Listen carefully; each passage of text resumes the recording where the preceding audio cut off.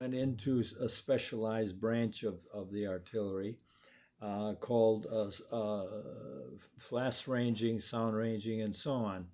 And there were different forms of being able to range on the enemy artillery and pinpoint its location and then bring counterfire back to that spot from our own artillery.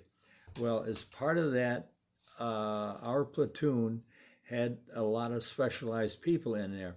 Well, this guy, this sergeant, was assigned to us because they needed somebody to just oversee our general military operation. And the guy was out of place. First of all, he shouldn't have been a sergeant, and secondly, he shouldn't have been in a high, I would say, a high classification of training there. But routinely, I think, as in any military outfit, the officers or sergeants and so on down the line would occasionally be asked to provide lectures to the people who he was in charge of. And like I say, he was our platoon sergeant and was asked to give us lectures every once in a while. This one happened to be on sending messaging. If you're out in the front lines at some point, you might be asked to get a message to an adjoining unit about whether you're moving up, moving back, whether the enemy's over the hill or whatever it is. And so that was the topic of his lecture that day. One of the things we talked about was the use of the message booklet. It was a notebook written up and printed especially to send a message by a runner or however from one outpost, a foxhole, or another to another, and it had to be, of course, in of the same military side.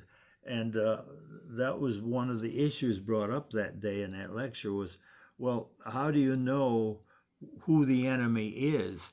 What if the line's moving? What if you're up one day and moving back the next and so on? The line is fluid.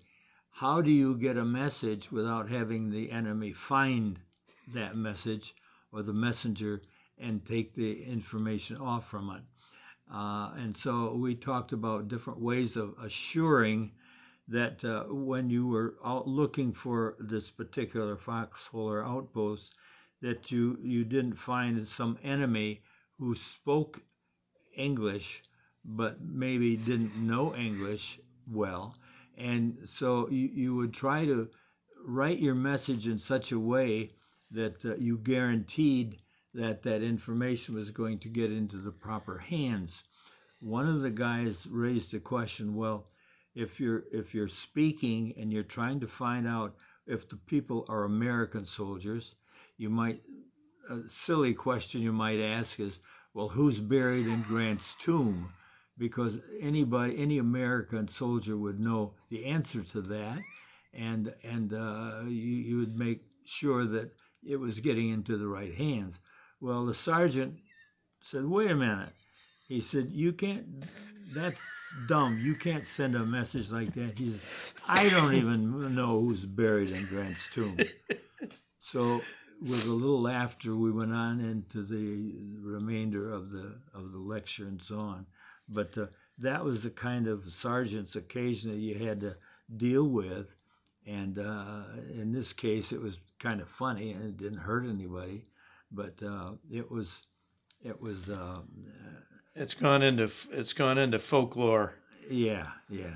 Well, he really pulled a few stunts like that surprised us all, because he didn't know any better. He really didn't, and he limited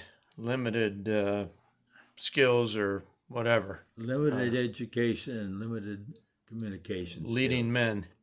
Yes. All right. Well, that's the installment for this week. We actually have another story that we'll record in the future about this same sergeant and a logistical exercise. He put forward his best stuff, and that's also humorous. So thanks, Pop, for the enlightening story. Every time you tell it, I crack up. That's a good one. So, folks, we will see you at a later date. Thank you. Thank you.